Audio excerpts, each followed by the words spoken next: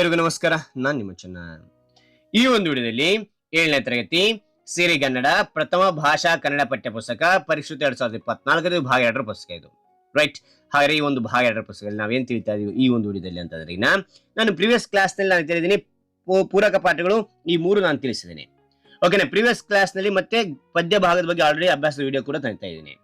ಈಗ ಏನ್ ತಿಳಿತಾ ಇದೀವಿ ಅಂದ್ರೆ, ಗದ್ಯ ಭಾಗದಲ್ಲಿ 5ನೇ ಒಂದು ಅಧ್ಯಾಯ ಇರತಕ್ಕಂತ ಭಾಗ 2ರಲ್ಲಿ ಪರಿಸರ ಸಮತೋಲನದ ಬಗ್ಗೆ ತಿಳಿತಾ ಇದ್ವಿ.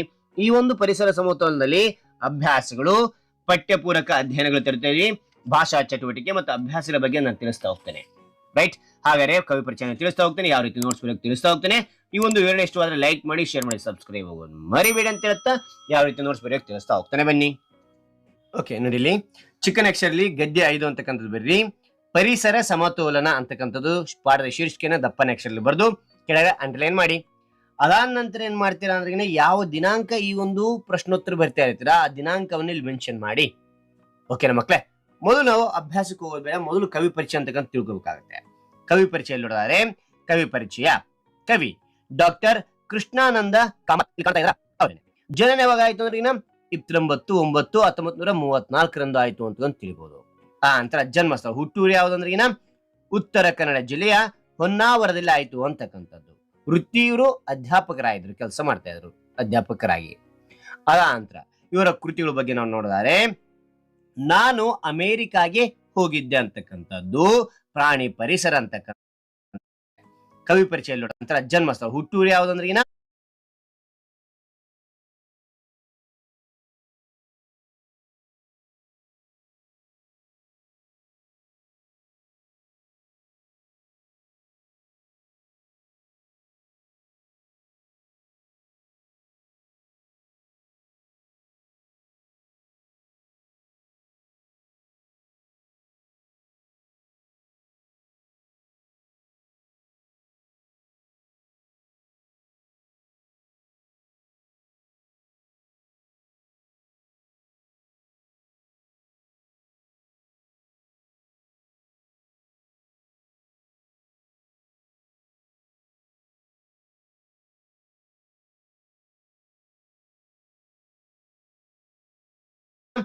ಉತ್ತರ ಕನ್ನಡ ಜಿಲ್ಲೆಯ ಹೊನ್ನಾವರದಲ್ಲಿ ಆಯ್ತು ಅಂತಕ್ಕಂಥದ್ದು.